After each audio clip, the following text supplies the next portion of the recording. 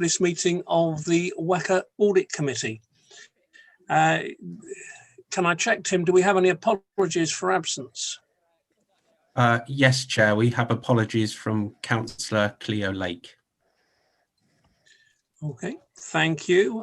Item 3 on the agenda, declarations of interest. Do I have any declarations from members of the committee? No. Okay, item 4, minutes of the meeting held on the 17th of July, pages 5 to 10 of our reports pack. Everybody happy that those are a correct record of our meeting? Okay, anybody against? No. Okay, thank you very much. So item 5 is items from the public. Now, just before we go into this item, if I can just make the point that I and I think all members of the committee fully welcome public involvement in our meetings, but we have to be clear that this committee is not a decision-making body and is not responsible for policy and strategy of the West of England Combined Authority. So I would want to emphasise that any public statements coming to us regarding strategy will have no impact on the strategy because we are not the people who make that decision. And therefore, this is really addressed to all the all 4 who submitted public statements, that those statements should really be being submitted to the committee, which is where the decisions are taken. And if they're regarding policy issues, they should be submitted to the scrutiny committee, which is responsible for scrutinising those policies. And this committee is responsible for matters relating to governance, risk, and financial statements. So I just think it's important that we have some clarity on that. Now, as far as the statement's concerned, we've had a statement and a question from Mr. Daniel, who I understand is not with us. And we have 3 statements from members of the public who are with us. So I will take them in turn. There is a maximum of 3 minutes. You don't have to use all 3 of your minutes, but I will be fairly robust in trying to cut you off if you go beyond that 3 minutes.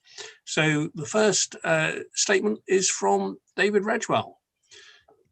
David, are you there? I'm just admitting him to the meeting now, Chair. Okay, thank you.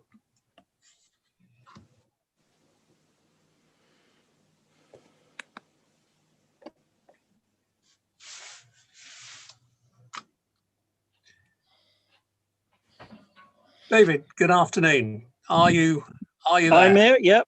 Just use the mask. I just thank you, David. You have to speak. Thank you. The points I want to make today really are about three projects in particular and the West of England Combined Authority Economic Plan. There are a number of entries about key projects.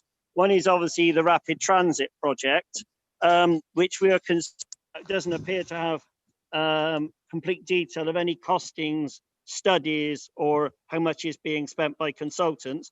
And obviously, Audit should understand what the Combined Authority is spending to implement that plan. Now, is that plan going to be light rail? Is that plan going to be a glider bus system? I've heard different things, an underground. I think money is being spent with WSP, and we need to see what that money is being spent on in the public domain. And it's clearly a matter of public money as opposed to scrutiny, because obviously these are consultants and we need to be very carefully monitoring what WECA's consultants are doing at Audit and how public money is being spent. The second issue is another entry in the plan of 2 metro bus routes. Now, there's only 2 we're aware of in WECA, plus there's 3 actually. One's into North Somerset, so it might not be in the plan. But there's the Brislington Keynsham route, there's one to Thornbury and one to Yates. We're not quite sure what those are. And the reason we flagged that again is the checkered history of spending public money on building the South Bristol link with a metro bus supposed to be allocated to it. and no bus service running. And obviously that's been raised in Parliament. So, you know, we're bidding again for more metro bus routes. We've got one circle route, as the local MP and local councillors of all persuasions have said, does not yet start running. So we flagged that one again. And I think the third one we're concerned about is timescales delivery of public money on Portway Park and Ride. It keeps going up through the system, more money putting into it by West of England Combined Authority, more contract commitment with Network Rail, but we still don't have a delivery date, an end date, an audit again for public money, just pumping in more public money without understanding when this is going to be delivered. And I've got the greatest respect for WECA trying to bring that project off with Network Rail, but I do believe there's projects at WECA, and we met as a group of unions and transport round table the other week, and we've said there's various projects at WECA which simply need to be checked on audit and understand delivery 30 seconds left, David. How money's being spent. Thank you, Jeff. Thank you, David. We note your comments. Gary. If I can comment on that, I very much take on board David's point with regard to the South Bristol Ring Road. I was executive member for a while in Bristol, and we actually based our bid on there being public transport on that route, and it is extremely regrettable that not only has not happened, but that there was a pretense that it was never promised when it absolutely was. And it was not only promised to the public in Bristol, but it was also promised to central government when we applied for the funding, and that's extremely regrettable. Thank you, Gary. Right, the next public forum statement is from Christina Biggs.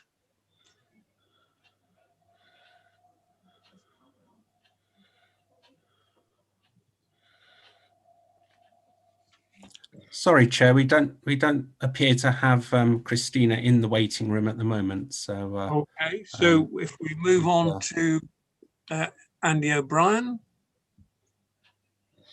Okay, I'm just submitting him now.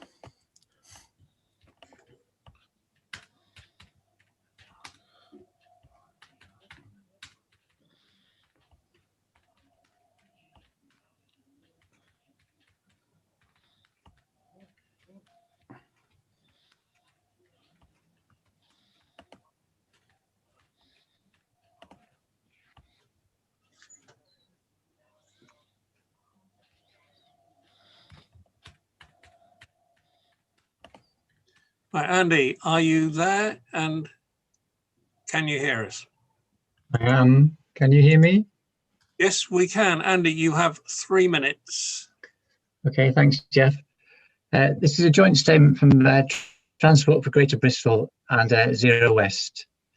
So obviously you've seen the actual statement. So we remain hugely concerned that despite the climate emergency, road building and enhancement schemes still dominate WECA's transport thinking and funding strategies. So over the past few months, our two groups have worked together to develop a suite of proposals for comprehensive low carbon transport solutions for our route.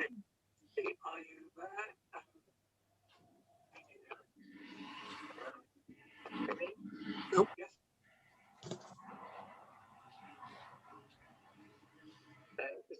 Oh, sorry. Are you still there?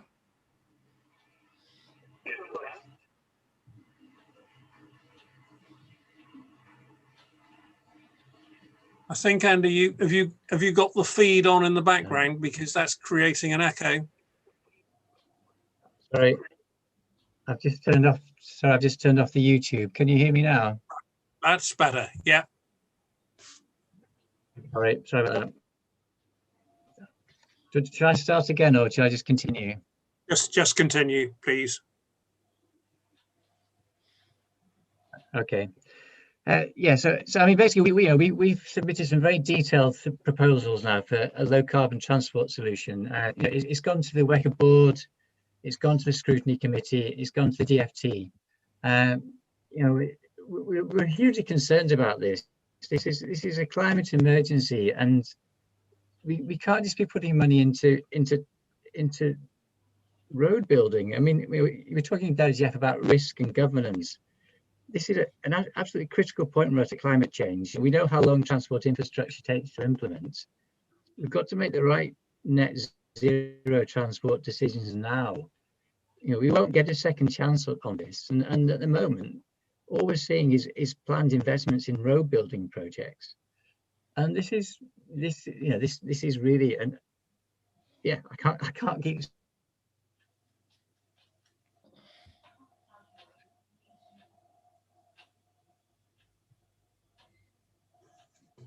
saying it enough, really. We have to redirect the money that, you know, it's the low carbon transit investment that's needed, you know, and this will provide significant social and monetary returns. And, you know, we were just talking there about South Bristol Link Road. You know, we didn't get public transport on that. That's what we need. And you know, that's what the solutions that we're talking about in our plans would actually bring. I don't know how many of you actually had a chance to look at the plans that we put there, but there's huge amounts of detail there. They cover rapid transit, traffic management, bus services, and parking. It's an integrated suite of proposals. There's so much in there to look at, and yes, please, it's so crucial that we address this. It's the elephant in the room at the moment. Why are we so focused on road building when everybody knows there's a climate emergency out there? Yeah, thanks very much. Okay, thank you, Andy. Tim, has Christina arrived? Yes, I believe she has, Chair. I'll let her in. I'll let her in now. Okay.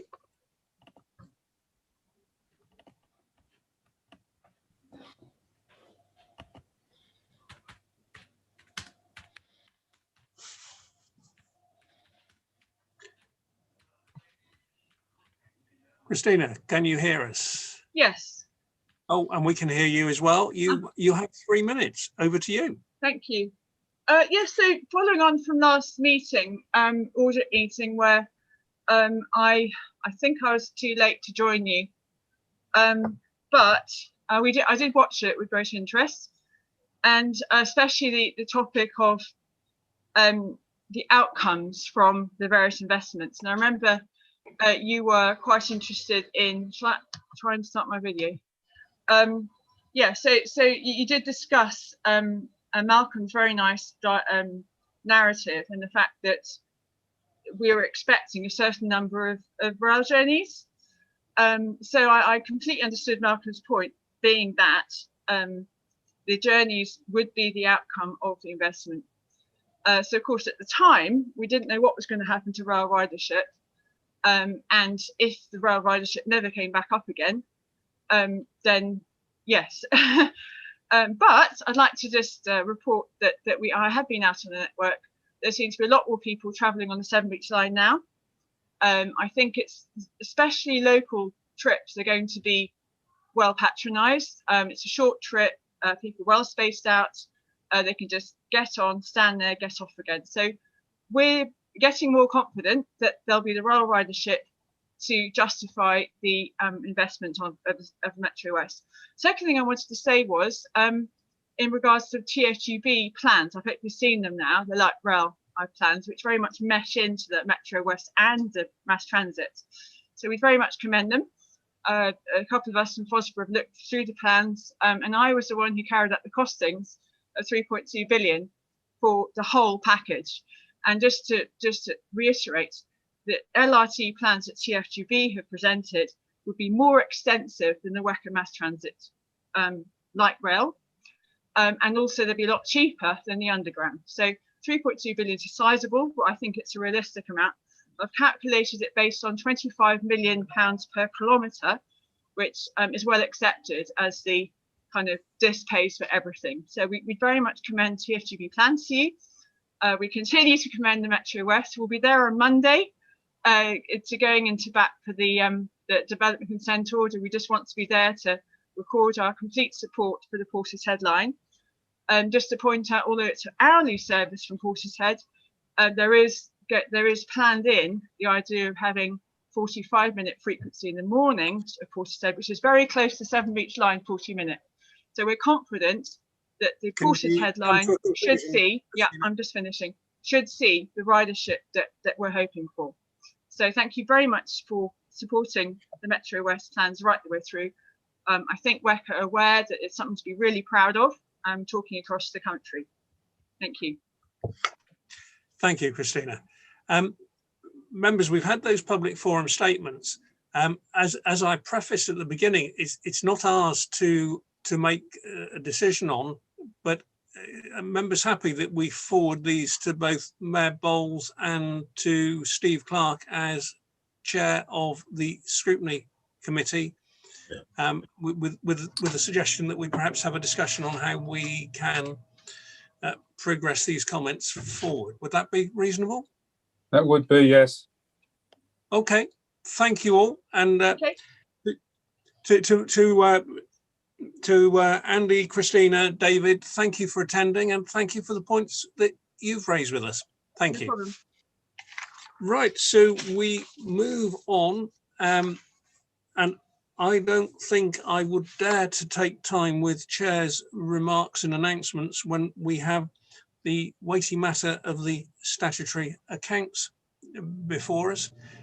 But I will just welcome Barry Morris, who is in the background, who is our auditor from Grant Thornton, and who is with us for this meeting.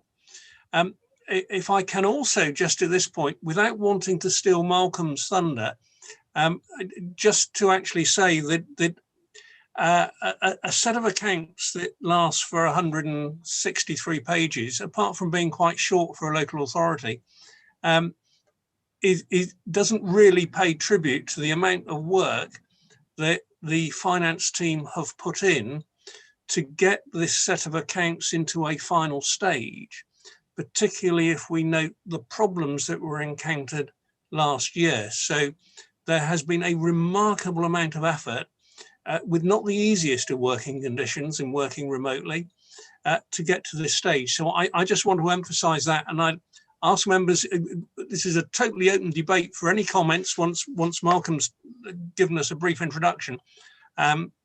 But please do make sure your comments recognise the amount of work the finance team have put in to get to this stage in anything that you might say. Malcolm, over to you.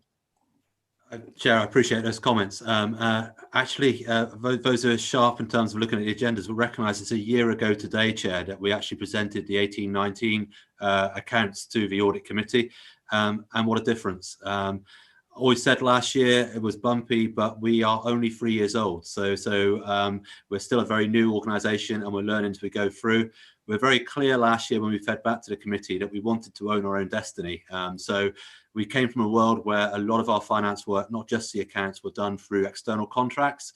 The systems were run through another local authority. We relied on an external contractor to lead on our statement of accounts. And with WECA growing in terms of its prominence and activity base, we're really keen to build our own finance service. So I'm really pleased to be able to say to the committee today, the report in front of you is a huge step in progress in terms of where we were last year. And it's the finance team we built up under Solange and Steve, who on this call have made a fantastic effort to get to where we are. And next year, again, we intend to improve again, because as you alluded to, our finance system, predominantly for the 19-20 financial year, we still relied on information from our old finance system. So a lot of work for these accounts has been done in the background on spreadsheets, whereas next year, with a fully functional finance system, we intend to run it much more automated and run a much more slicker processing of the accounts. Huge amount of effort's gone into this. I will also thank our external auditors. It's been very much a team effort. So working remotely, as you say, has been difficult at times. A lot of information flowing virtually across the virtual tables, but I hope members will see that the report in front of you today is very positive in terms of the accounts. It's met the deadline. Our statutory deadline, because of COVID, for issuing these accounts is now the 30th of November, so we're well ahead of that. And I'm hoping that the conclusion of this meeting today will actually approve the accounts as required by this committee. So I guess that's all I wanted to say by way of intro, but I'd like to pass across to Barry Morris, and it'd probably be good for Barry to run through the audit findings of the accounts, if that's okay, Chair. Yeah, please. Barry, over to you. Yeah, thank you very much. And Malcolm, thank you as well. So members, this is the audit findings report arising from the audit of the 2019-20 accounts. And again, I will just highlight that there have been some movement in relation to the accounts that and some of the messages that we've got within this report. And that's just due to the timing of getting the audit findings report out. As Malcolm has said, you did provide us with the draft accounts well ahead of the deadline on the 22nd of July. And it may be helpful for members to recognise or acknowledge at this point that we are in a very different place than we were last year. So I think we gave quite a robust audit assessment last year at the end of the audit and at the end of the audit process. And I'm pleased to say that your finance team have worked incredibly hard to address the issues that we identified last year. Now, whilst there's still work to do and just refine some of those processes, we are in a completely different place to where we are. And I just want to put that on record and to thank and recognise the effort of your finance team in the significant change that's gone in the last year. I think that's also recognised with the fact that we're sat here today with a largely complete audit findings report. Now, you'll remember, members, that I was saying last year the audit deadline was the end of July to sign off accounts, and the majority of local authorities nationally achieved that. As I sit here today, across the firm, we've signed off 2 audit opinions nationally. And talking to colleagues in other firms, we're not out of line with anybody else. So the amount of effort that's been required working remotely and some of the complexities as a result of that working remotely and the additional challenges brought in by the regulators should not be understated. Members, if I can take you to page 17 and just give you a brief update on where we are with the outstanding work. So as Malcolm said, we are looking for the accounts to be approved today, but there are still a few items of testing that is outstanding, but we don't expect those to have any significant impact on the audit opinion. So the investments work has been done. We didn't receive the investment confirmation, so officers supported us in doing alternative procedures around some of that. So again, perhaps one of the lessons there is we will work with finance team members to make sure that where they have made investments, that confirmations are obtained from those third parties. We've received all the evidence for the revenue cut-off, and we're just doing a couple of areas of expenditure cut-off testing is remaining. And again, there's a little bit of work remaining on the agency creditor. Other than that, all of those items above have been concluded. We are waiting for receipt of the letter of assurance from the auditor of Avon Pension Fund. And again, there are some specific technical issues in relation to that, which has caused that delay, although I have been talking to him and we do know what that letter of assurance is going to say. You have the management letter of representation at the end of this audit committee pack, which hopefully you will approve. And then we get the final set of the financial statements. Members, just turning your attention to the paragraph at the top of that, and I know Solange made reference to the £11,000 adjustment to WECA's comprehensive income and expenditure statement. I think that adjustment is a little bit bigger than that. I think it's about 900,000 from the draft financial statements that were presented to the final financial statements. And again, I can talk that through to you with the audit adjustments page. In terms of the value for money conclusion, this is the last year that we're going to be giving you a scored value for money arrangement. But again, building on the success that we've had in previous years, we're proposing an unqualified conclusion on value for money arrangements. And again, unqualified is good. Sounds counterintuitive, but it's good. We have also brought a COVID update to the audit plan. It seems odd to bring a plan update to the audit findings report, but because of the earlier committee was cancelled, I don't think that got reported through. So I've just included that as an appendix for you to be aware of. Chair, you'll remember previously in the audit plan we set out the materiality. So as on page 19, the materiality for the financial statements is 1.1 million, and we report any errors to you above 57,500. Actually, what you're seeing is we've reported a lower figure than that. In terms of COVID-19, again, we didn't identify any issues in relation to the authority other than those reported in here. The finance team have worked very proactively with us. It's fair to say that it has taken us longer to undertake the audit, and that's something that I'll return to in a little while. We then turn to the significant audit risks. We've got no concerns over the management override of controls. And in terms of the pension fund net liability, I just want to bring your attention there to the final paragraph on page 21, because I know you're all members of other local authorities and on audit committees of other local authorities. So you have a slightly different disclosure here than you'll be seeing in other audit findings reports. Now, you'll be aware that as a result of COVID, at the end of March, there was a significant impact on the valuation of investments. Now, some of those investments are easy to ascertain and calculate. Other assets are more uncertain, and that certainly relates to property, plant and equipment. Now, you don't hold, as a combined authority, material balances in respect of property, plant and equipment, but the pension fund does hold material property, plant and property, plant investments. And therefore, the pension fund and the auditor is putting an emphasis of matter on the value of those property investments within the pension fund.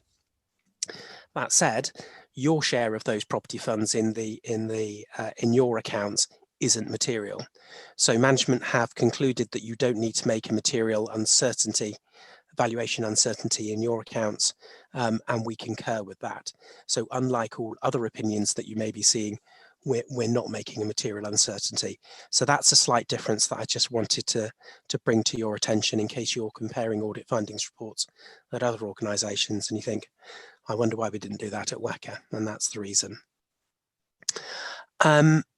There is no other issues that I wanted to bring to your attention in relation to those other risks. In terms of the significant findings, key estimates and judgments, we need to look to see whether or not the estimates and judgments that you're making are reasonable and can be robustly evidenced. And you'll see on pages 23 and 24 that we're satisfied with the assessments that you've made. They're in line with our expectations, and therefore we've given you a green in our traffic light. Similarly, around going concern, you'll be aware that many local authorities are experiencing significant financial challenges at the moment. So going concern is an increasing area of focus for us and our regulators. Again, we're satisfied that as far as the combined authority is concerned, there are no issues that we need to bring to your attention, and we're satisfied that there are no indications that the going concern isn't appropriate. I'll then move on to the value for money conclusion, and you'll see there we've identified two significant risks in relation to value for money. One was around the medium-term financial plan, and the second was around the measuring and monitoring of performance. And again, it's really pleasing to report the significant progress that the authority has continued to make as its arrangements have evolved and become more embedded across the year. And that's reflected in the commentary that we've provided there. So we have made a couple of recommendations, one in relation to the single page summary of the medium-term financial forecast, and the second in relation to introducing some RAG ratings to clearly highlight the direction of travel for indicators, as well as also considering what the impact of the COVID pandemic may have on some of those delivery timetables and some of the programs that you've got in place. We continue to confirm our independence on page 35, and we don't provide any non-audit services to the authority. Page 36 and 37 set out the 3 recommendations that we've made and management's response to those. So the first around the preparation of the financial statements. And again, this is just acknowledging really that you have made significant progress in enhancing the way that the finance team have produced those accounts, and bringing that experience in-house has moved that process on leaps and bounds. But there's still some fine tuning to do. But again, we're really confident that if this pace of change has continued next year, there'll be no such issues that we need to report to you. And again, just the management's response in relation to those recommendations that we've raised. Page 38, we follow up last year's recommendations, and it's pleasing to say that all of those have been fully implemented.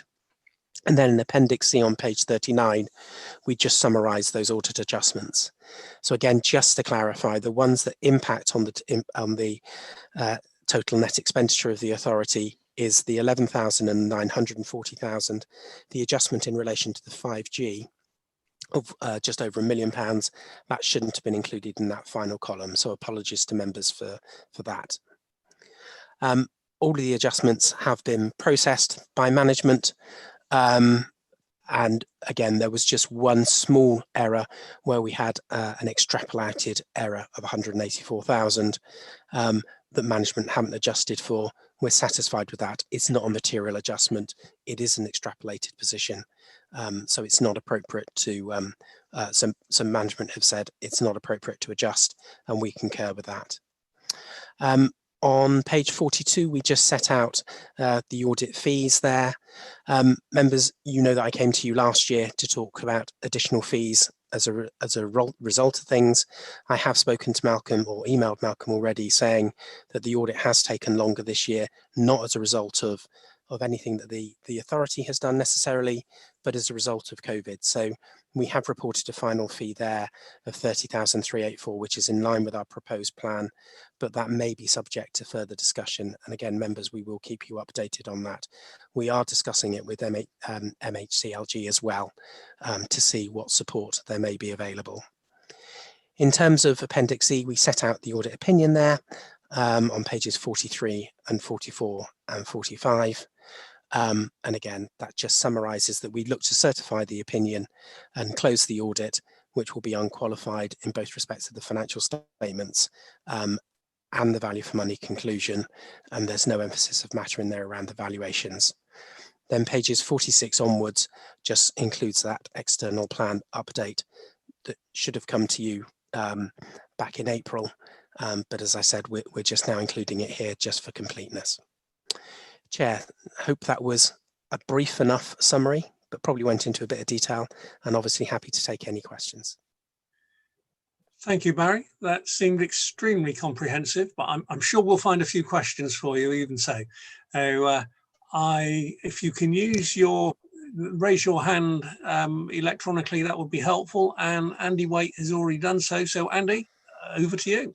Yeah, thank you. Very clear. I understood most of it. So thanks for that. It's probably a small point. It's on page 22 of our pack and page 8 of your report. It's to do with the archive data from the old Aggresso Bain system into the new system. And it says here, we are awaiting confirmation of how management has overseen this process and satisfied itself that the appropriate data has been transferred. I just wonder if that actually has happened. Yes, thank you. Thank you, Councillor. So we've raised this recommendation. This was reflecting really some comments that we identified from the internal audit report as well. So Jeff may be able to provide an update on that, because they did identify some weaknesses in that. We've reviewed the payroll data. So this really relates to the information that's still maintained at Baines and hasn't yet been transferred over into the authority's ownership. We're satisfied that the payroll information is appropriate, and we've undertaken sufficient testing on that. So it's really around the standing data and the historical data, rather than the accuracy of the information that's included within the financial statements. I'm not sure if Jeff wanted to come in and say anything from an internal audit perspective, because they did a review on this and raised the issue as well. Yeah, so just to add, we carried out this piece of work at the back end of last financial year, and we plan to carry out a follow-up sort of end of Q3, start of Q4 to kind of check progress. I'm not sure right now whether that legacy data has been transferred. I don't know where the state of conversations are, but as I said, we will be following that up and happy to inform the committee at its next meeting in terms of that particular situation. Thank you, Jeff. Right. Do we have any other questions, either for Barry or in terms of the accounts which we're due to approve? Mark. Yeah, just a quick question to Barry. I don't know whether it's material at all, but on page 24, where we talk about the inflation assumption of 2.1% for the pension fund, is this better or worse as inflation at the moment is 0.6 and planned to be fairly low for the next year or two? Will that be a better outcome or a worse outcome? Yeah, so again, what we're doing is we're looking at the ranges that have been used by the actuary as at the 31st of March. So you've got your pension fund actuary experts, and we use PwC as our experts to see whether or not that's appropriate as at that reporting date. Now, what you will see across many local authorities is that as at the 31st of March, the pension fund net liability has decreased in most cases. And the reason for that is that a lot of the actuarial assumptions have improved from an authority perspective. So the valuation of the liabilities will have come down because things like salary growth and inflation assumptions have moved in a way that means that actually the future value of pensions will come down, which means that your liability comes down. Now, it's quite interesting because actually, if you then offset that against the decrease in the value of the assets that many pension funds hold as well, the decrease in the value of the assets is smaller than the benefit that you've actually gained from the liabilities. So there's always a bit of a trade-off between the two. That's not necessarily the case in the combined authority, because obviously your workforce has expanded and therefore the liability has increased over the year. But you're absolutely right, that inflation assumption may change, but that's a long-term inflation assumption rather than the short-term one. So again, the Bank of England target will remain at 2%.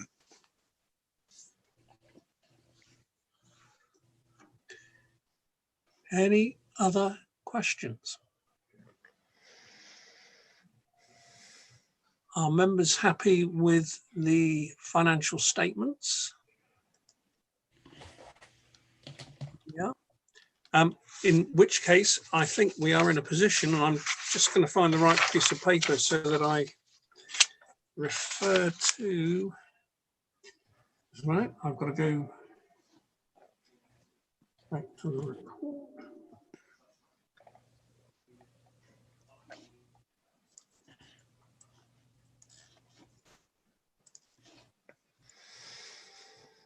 So,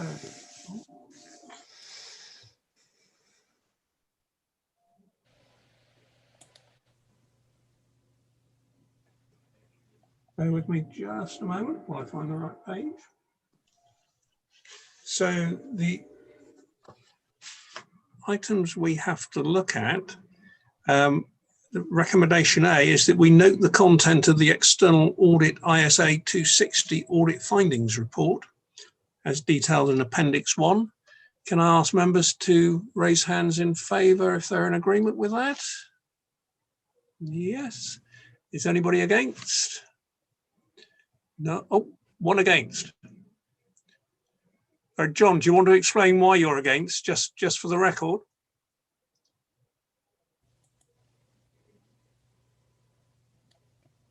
John, are you receiving me?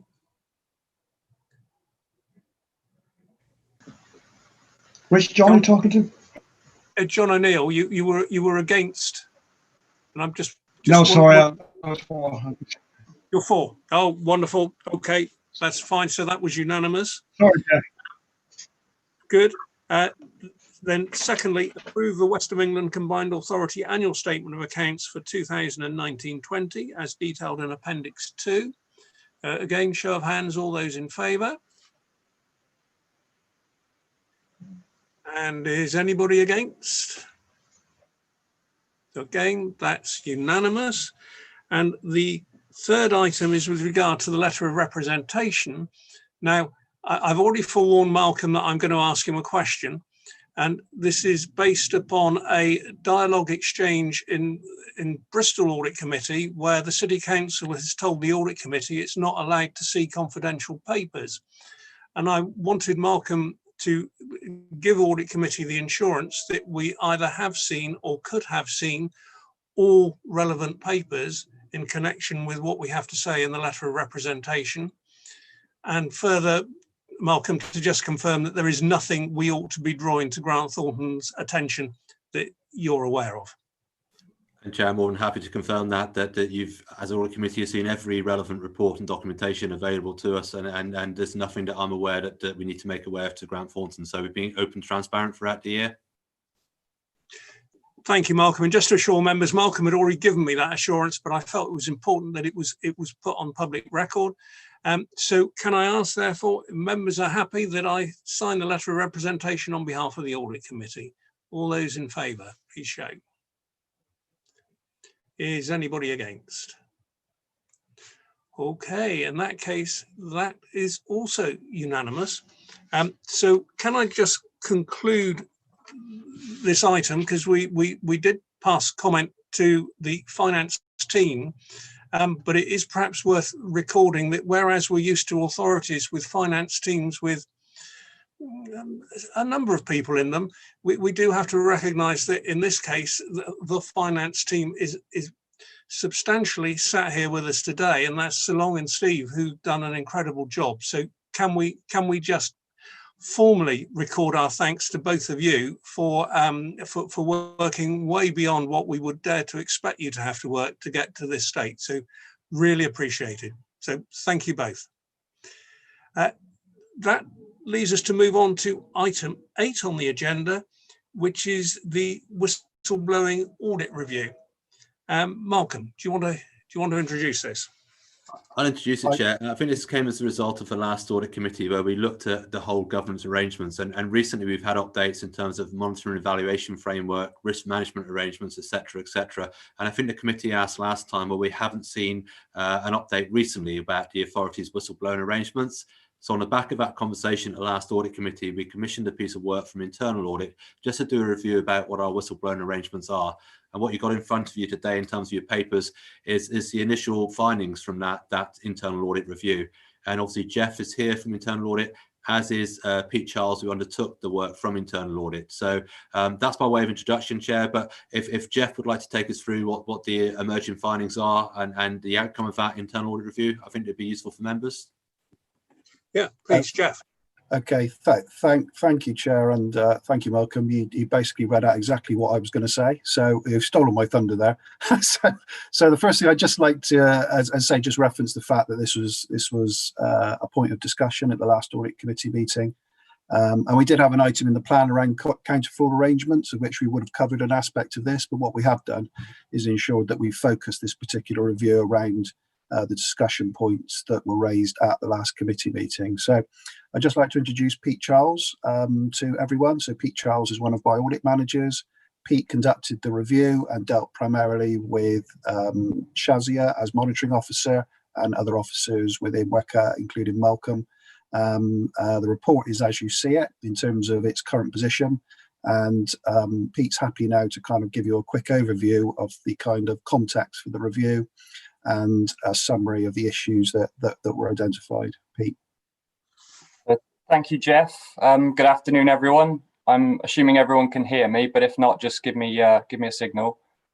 So just a bit of background on whistleblowing in general. I appreciate everyone here will be familiar with whistleblowing in one form or another, but sometimes it's helpful to kind of scope that out before going into the details of the review. So obviously whistleblowing, it's wrongdoing within an organisation, and it's a type of wrongdoing which would be deemed as being in the public interest. This can include things like criminal offences, risks to health and safety, damage to the environment, and many other things. It generally doesn't cover things like grievances or complaints or management decisions or terms of employment, because there's other policies which would cover these and are much more tailored to those.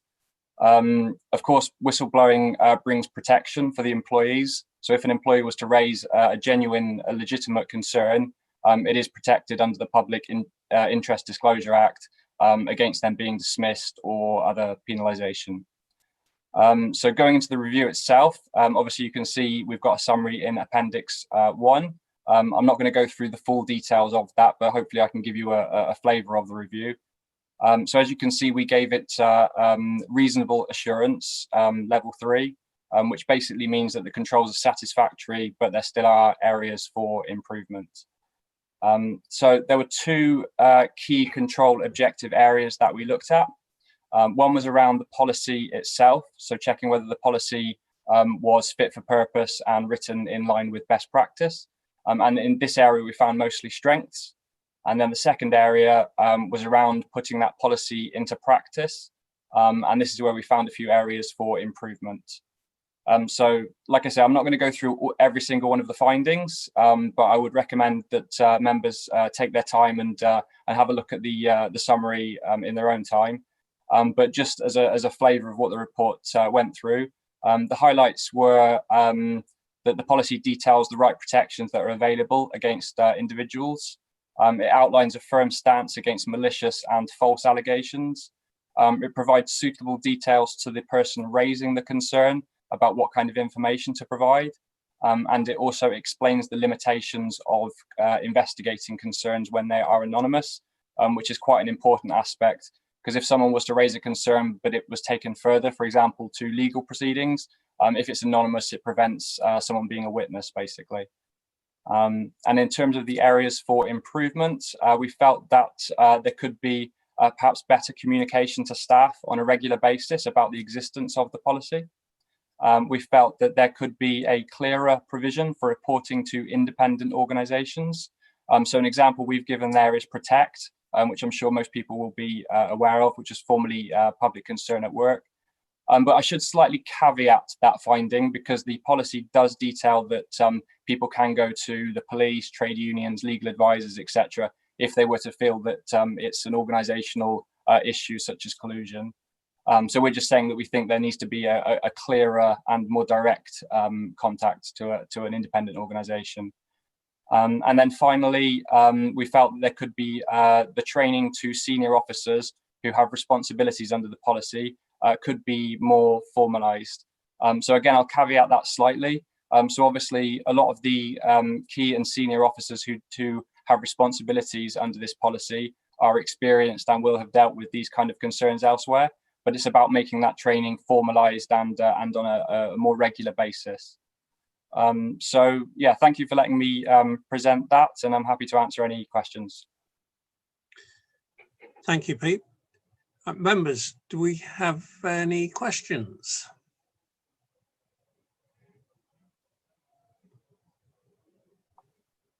No.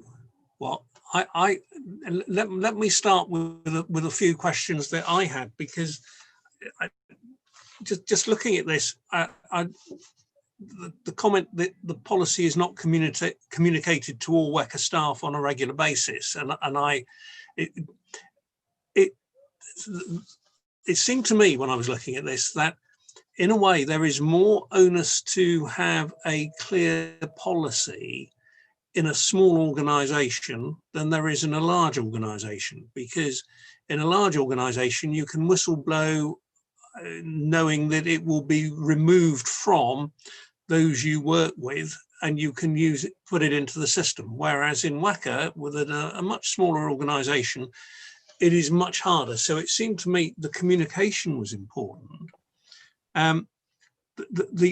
The independent organisation. Now, many years ago in Bristol's whistleblowing policy, actually, I think included chair of audit committee is a possible contact. Now, I'm not suggesting that's necessarily a solution, but on the other hand, it is someone independent from the council officers who someone may feel has a vested interest in not agreeing with what they're wanting to whistleblow about. So I just felt that needed to be dealt with, and it just worried me that if I was a member of staff, I'm not sure I would know exactly how I was meant to whistleblow. And I just think we need to have this something much clearer and much firmer.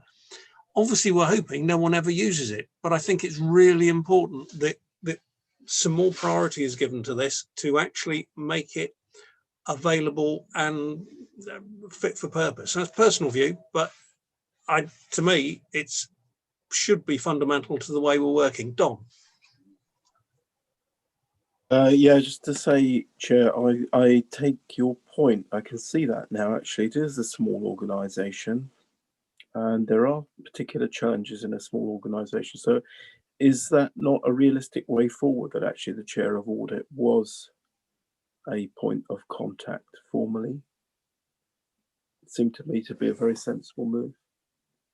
Yeah, if it helps, Chair, we're happy to incorporate that. So I think from our point of view, I mean, as Pete said in his summary, the whistleblowing policy we have is robust, but I think we recognise, I think the review has been very helpful for us, that the time is right for us now to really beef up that communication to make sure people are aware of it and are able to raise any concerns they have in a discreet and confidential way. So we're more than happy to have more links. And as I say, I'm not the lead officer on this, our monitoring officer is, but the response that she's given us, this has been very helpful review for us.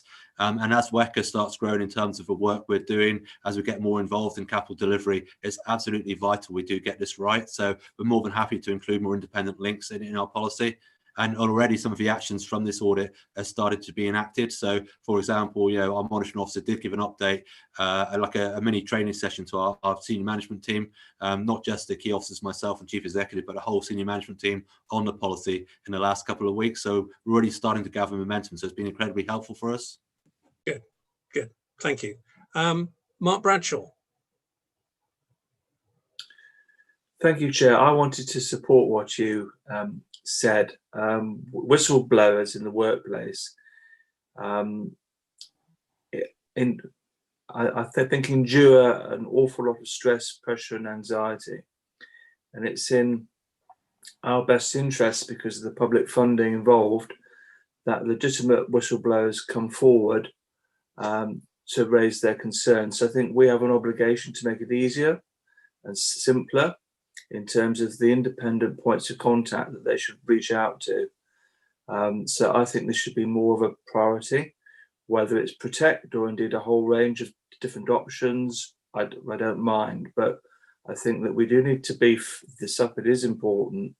And there have been examples where legitimate whistleblowers in the public sector have faced great difficulty in making their case and sharing their concerns with an independent organisation. So I think this is something that we should focus on, Chair. Thank you, Mark. I think there seems to be a fair consensus on that. Does anybody else have anything to add? Mark, Hatcliffe. Yeah, Hatcliffe, yeah. Thanks, Chair. I just wonder whether, on the basis that the good piece of work that's already been undertaken and the strengths have been identified, but also there's some areas to follow up under weaknesses, whether it's worthwhile having this as an item on the next meeting where we can identify what actions have been taken under those weaknesses. Yeah, either the next meeting or possibly the one after. Jeff. Yeah, so just say, obviously this forms part of our internal audit plan. So every single audit review that we undertake, we'd have a follow-up process. So the best time is when, after we've done that follow-up process, so we can say, has the action been implemented, etc., and give you assurance that management have taken on board the recommendations and implemented them, and it's really positive. Comments that you've heard already from Malcolm in terms of some of those key actions already being implemented. But I think the most appropriate time is when that follow-up process is done. So that will be done by the end of this financial year, and we'll be able to report back in whichever is the following audit committee meeting to give you that assurance. Okay, so Tim, if you can put that on a pending work programme to make sure it doesn't drop off of the collective memory, and we can bring it forward at next or the next one meeting. That would be good. That's fine, Chair. Right. Okay. Anything else anyone wants to raise on whistleblowing? No. In which case, we come to a conclusion. Our next meeting is scheduled for Thursday, the 10th of December. And thank you for your time. With that, I declare this meeting closed. Thank you. Bye. Thank you, Chair.